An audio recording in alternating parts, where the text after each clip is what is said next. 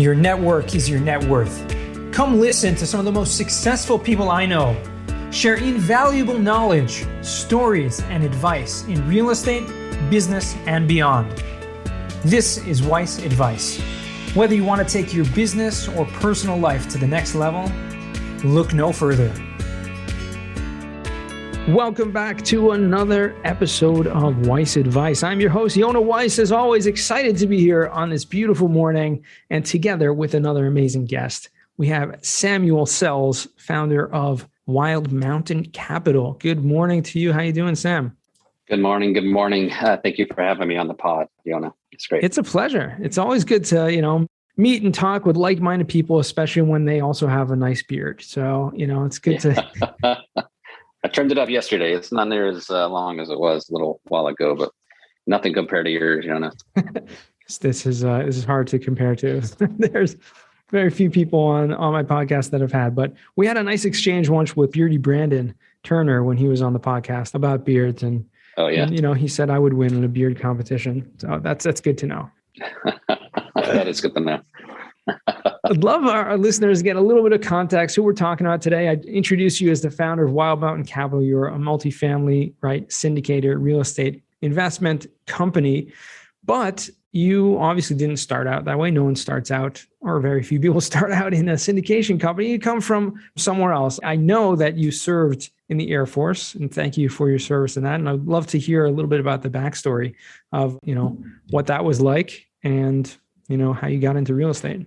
Yeah, absolutely. So I'm going to tell you a little bit about my Air Force journey. So I enlisted in 2003 and went off to basic training at the Lackland Air Force Base like everybody else does. And, quite a paradigm shift, change of lifestyle. I was 23 years old. I've been married for a couple years, and have been working in construction, for the previous 3 years before that. So, got into it and just, off on a different adventure, off to Germany and as a firefighter. And, life was great and terrible at the same time. And, it was being in the military, So while I was there, I've been doing construction before. I got in, apprenticed as an electrician, and then got into remodeling homes and, really high-end remodels of $50,000 kitchens and $50,000 bathrooms. I mean, just really beautiful high-end stuff. There's three of us, and we would do faux paint because faux paint was all the rage back then.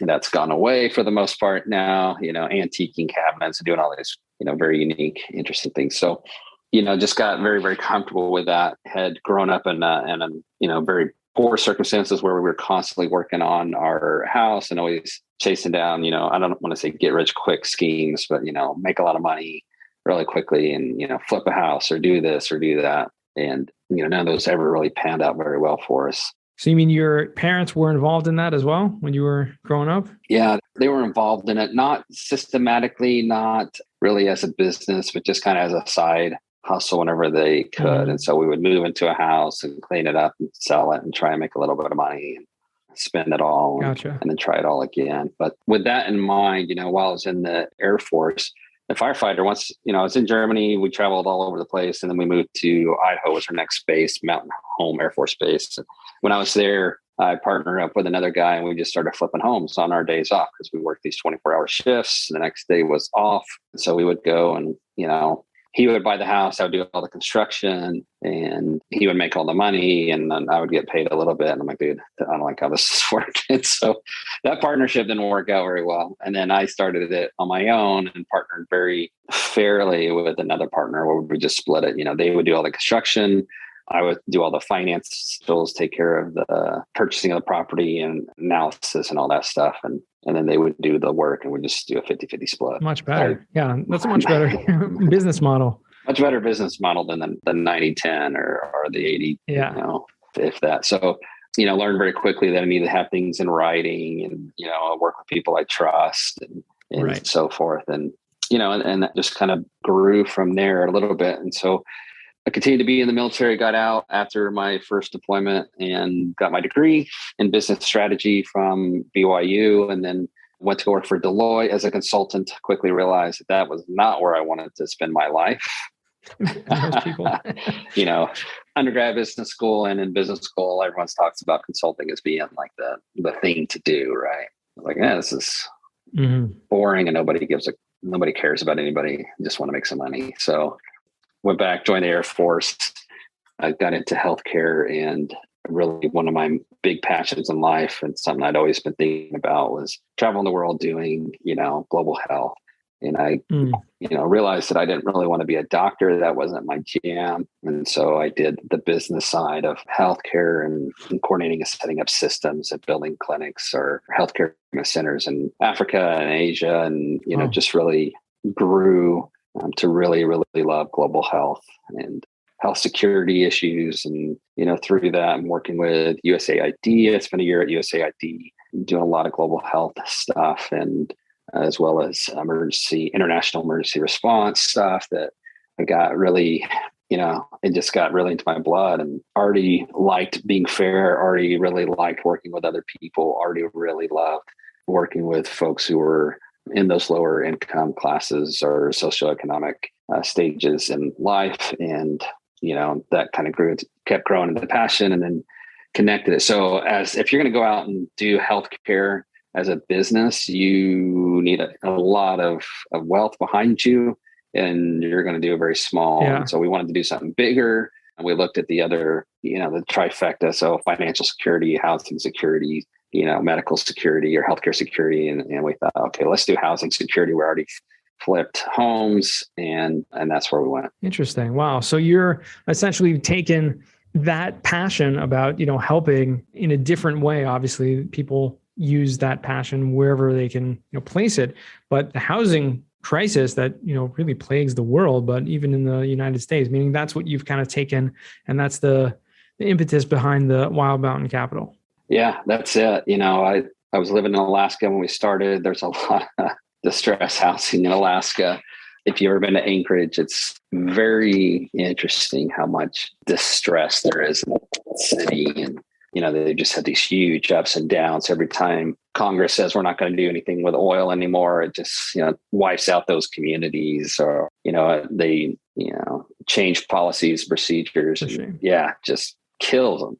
And that's a shame. Yeah, they're not alone. And there's plenty, tons of communities like that around tons the of country, communities around that. And, the understanding downstream effects of our policies and procedures. So my master's degree was in health policy. We learned a lot about policy, and then going out into the world and taking, what the PhD said, hey, this is how it should work. And then you go out in the world and you're like, that was a nice idea, buddy. PhD, I'm sure you learned everything there is to know from your books. Right. But in reality, the downstream effects that's not how it works. And so I've just been a real big fan of doers and people on the ground who are doing and learning. And so instead of being like a warrior poet, I was like a warrior doer, right? So combat advisor in the military, working with foreign militaries, helping them develop and sustain healthcare systems and medical logistics and medical, training and all these different things. Like the doing needs to be help drive the learning, right? How do I improve this? The next step, right? And then how does the policy, support those steps on the ground versus, whatever, we think, if we do this thing, this is going to happen, but that's not necessarily how it works. So is that kind of outlook driving you in terms of the specific markets and communities that you invest in? I mean, how do you make that determination? Obviously, there are so many different options to go with. I mean, you're local, you're in Texas now, right? So is that your primary focus in the local communities surrounding you, or have you spread out and found other markets outside of that fit the criteria? So you can almost go into any market and find properties that have where responsibility has been abdicated by property owners. It's like this old school mentality that I'm going to buy this property. I'm going to spend as little as possible on maintenance, taking care of it, and I'm going to charge my renters as much as possible, right? Right. Definitely old school mentality. Old school mentality. And we buy these properties, and some of them have, in a pure numerical standard, they've done, fairly well, right? Or they've achieved, what they were looking for. Now, could they have done better? Absolutely. You take care of the property, take care of the residents, you provide for them value that they're willing to pay for. because it means something to them, then the value of the property is, twofold or threefold or tenfold. So they leave a lot of money on the table, but in their own self-righteousness or, selfishness, they didn't have to lift a finger. They didn't have to take care. They didn't have to think about anyone other than their own pocketbook and brag about how little they pay everybody in the system. Right. Right. But it leads for a great opportunity for you and the next buyer. That's right. So then it leads for a great opportunity for us. And so I think, we've been toying around with this idea of clean investing. And or, I really want to, share some of my thoughts about that. So not to be confused with cleaning your dirty money, like laundering, money, but, as a clean investment, when we invest in energy and we're doing solar energy or other things, we're talking about a way to minimize the impact on our planet, minimize our climate impact, reduce the negative impact on our future, our kids' futures, our kids' generational impact, right?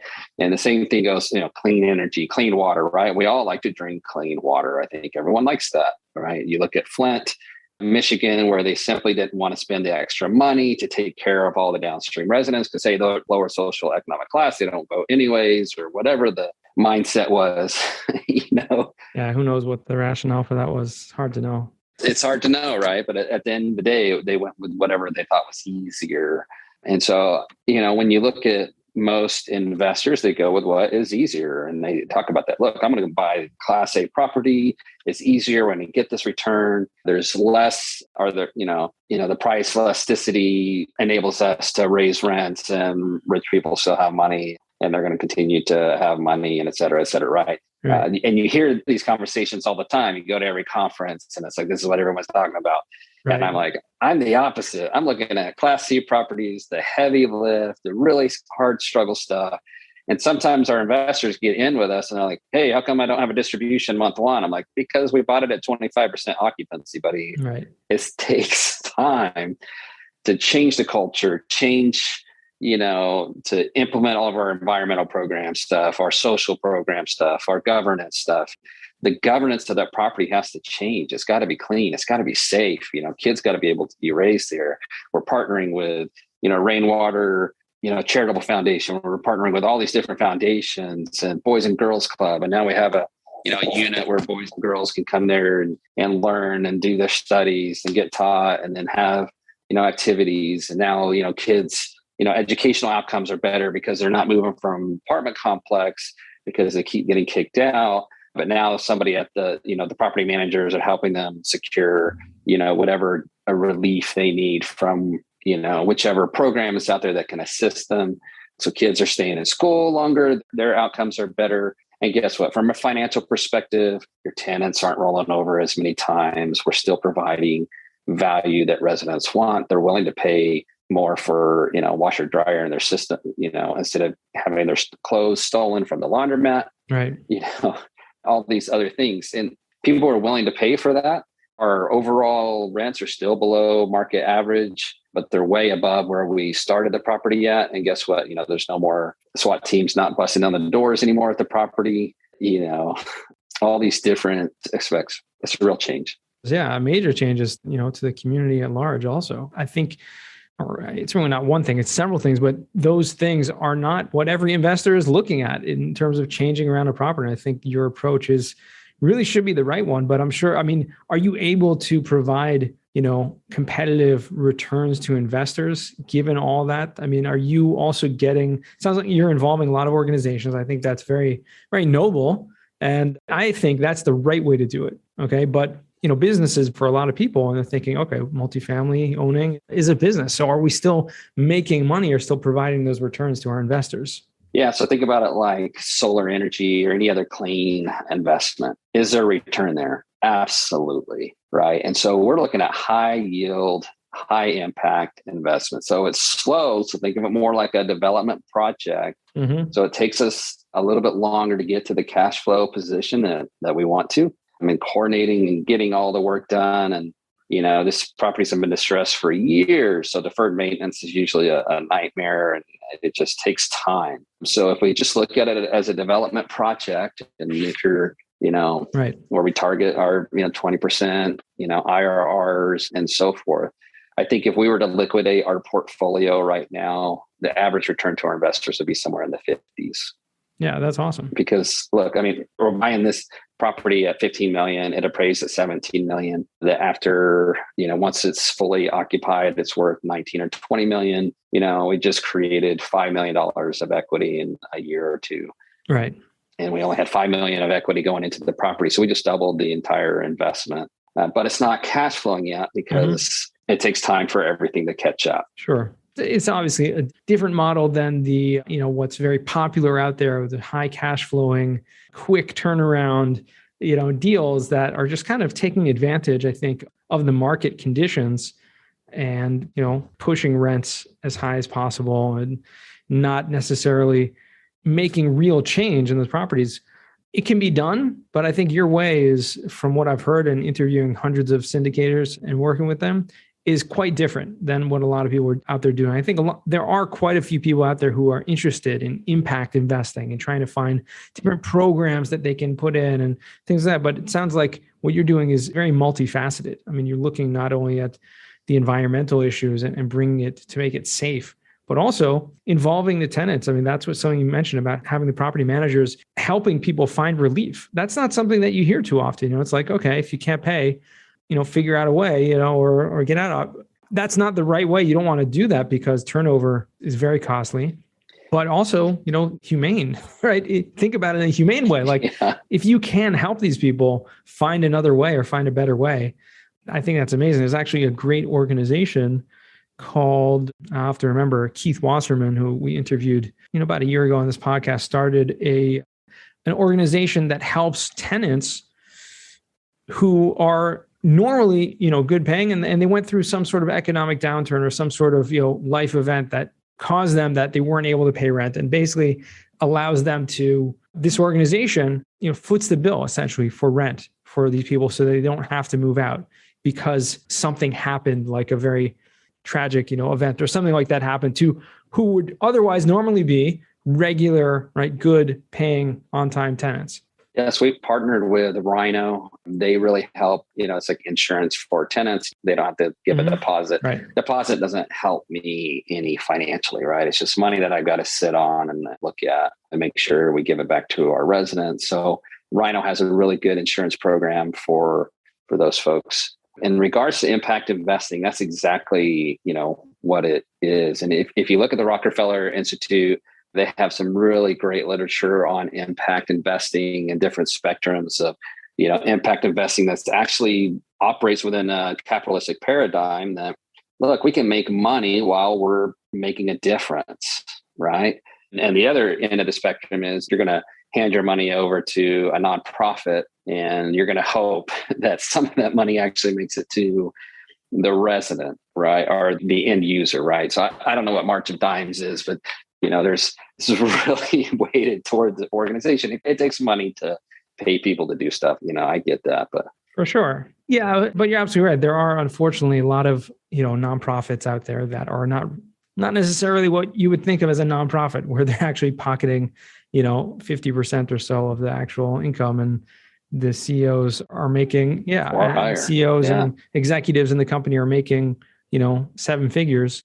And the communities that could be helped are not being helped as much. So yeah, it's unfortunate. Yeah. And so all we want to be is, look, I just want to be a little bit of salt that helps flavor, the food that we're eating. Right. And so a little bit of salt can make a big difference. A little bit of leaven can make a big difference to bread.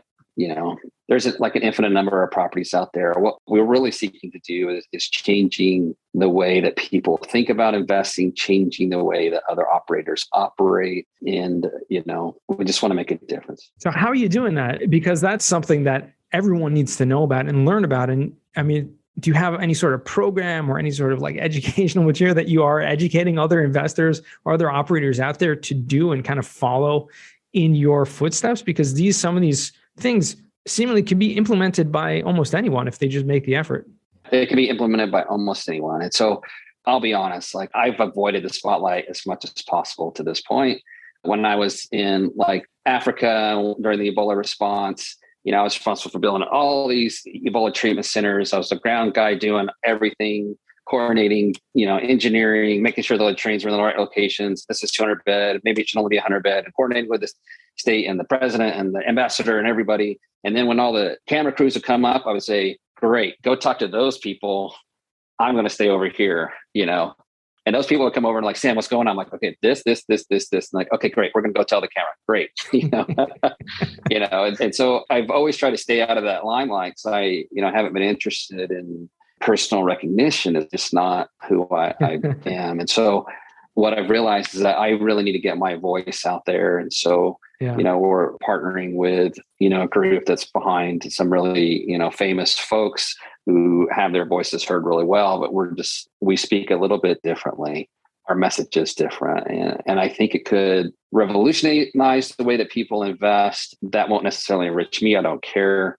We just want, it's a team effort. Mm-hmm. Commercial real estate, everyone knows is a team effort, or most people know it's a team effort. So, let's work together and change our communities. Let's work together and make our investment matter rather than just trying to earn a return, right? Let's make our investments clean. Let's care about how the dollars are flowing and where they're going.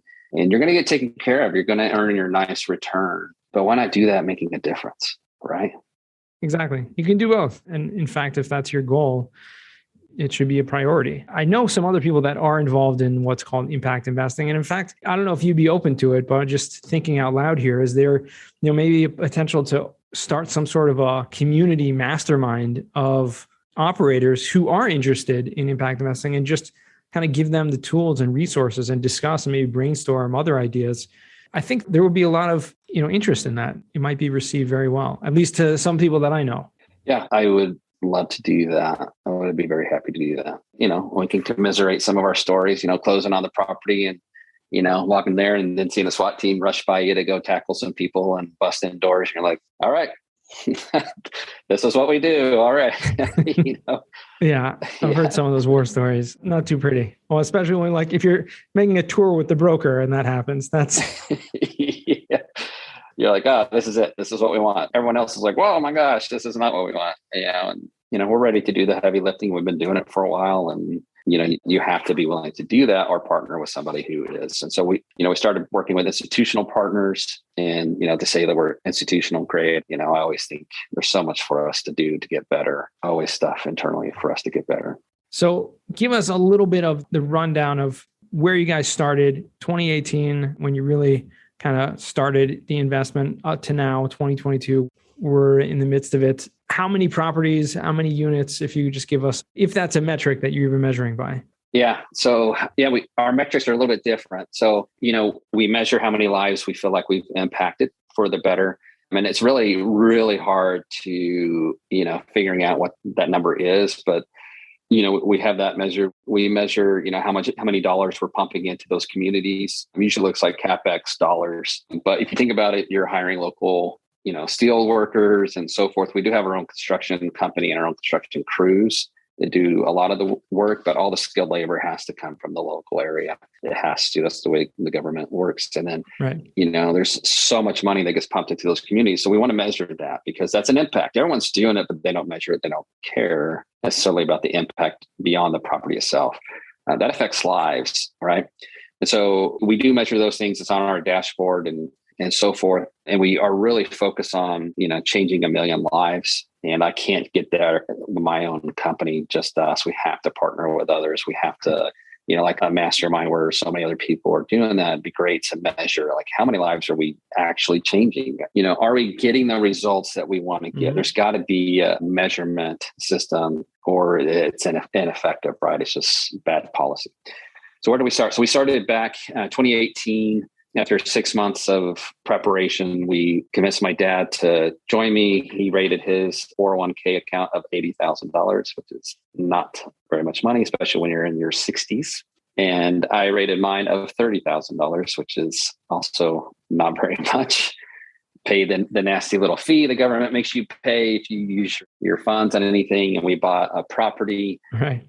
We negotiated ourselves into another property, did a master lease. Something I learned from one of the teachers on the internet talking about commercial real estate. We got a master lease, needed to come up with $100,000. And so I financed a car, maxed out a credit card, and my dad squeezed out a little bit more money out of his 80K, and we came up with 100 grand. So that second place we bought, both of them were distressed. The first one was kind of maxed out with 3 units. The second property was 42 unit mobile home park. When we bought it, just really hadn't been touched in a long time, was making about 5 or 6 grand a month.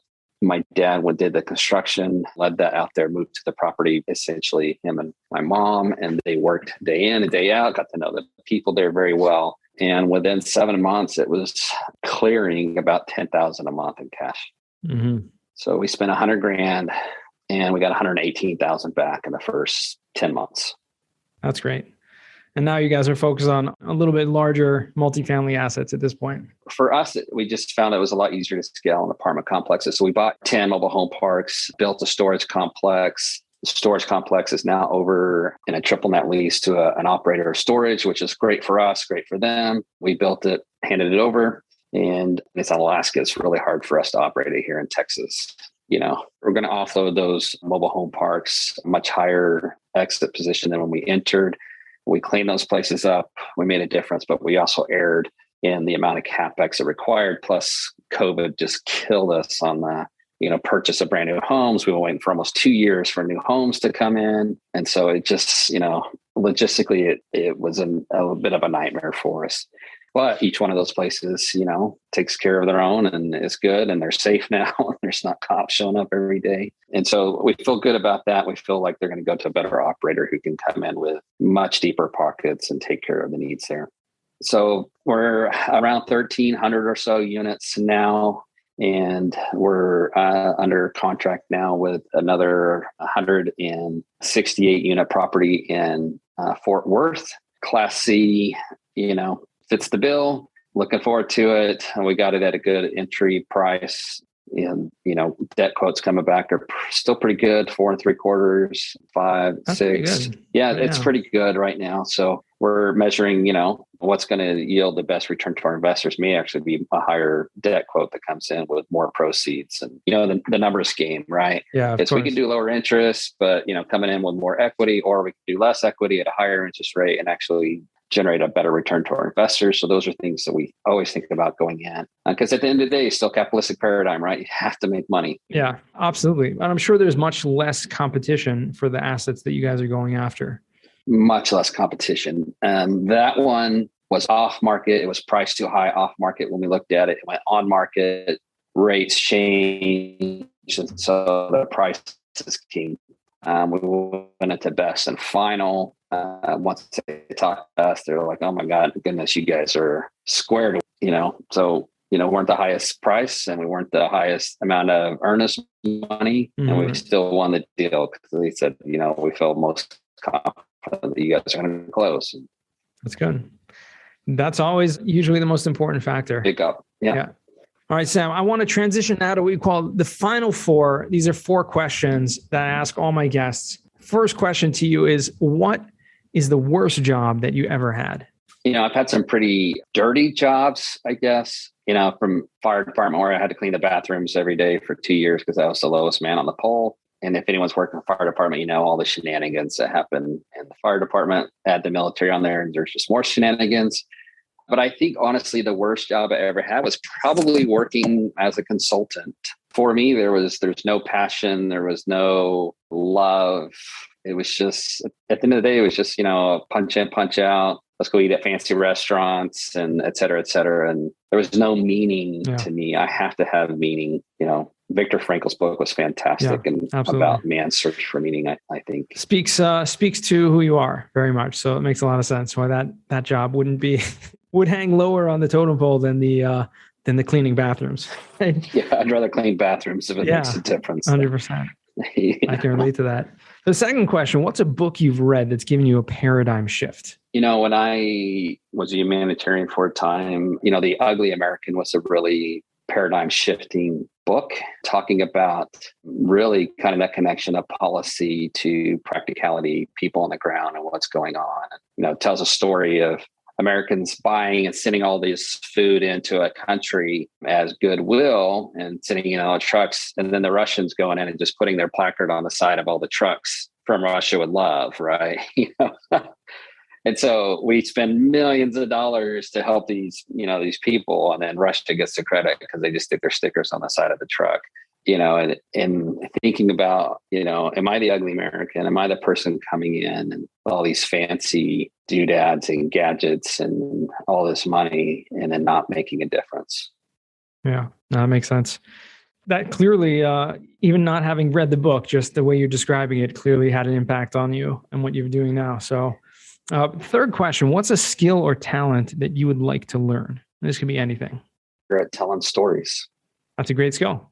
Have you connected with the book Story Brand? Have you come across that? No? I'll write that down. Yeah, that's a good one to check out. It really kind of breaks down the process of how to tell stories and makes it kind of easier. There's so much out there, but just a quick one that came to mind. So check out Story Brand. I'll look it up. And fourth and final question, what does success mean to you? Success is something that you're always looking for or feel like you really have.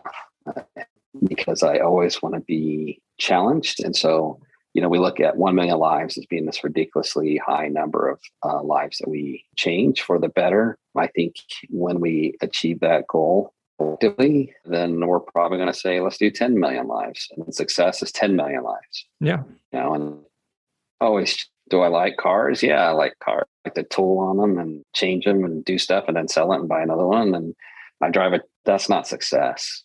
Fancy cars, a new Toyota is not success for me. Success is making a difference. And can we do more?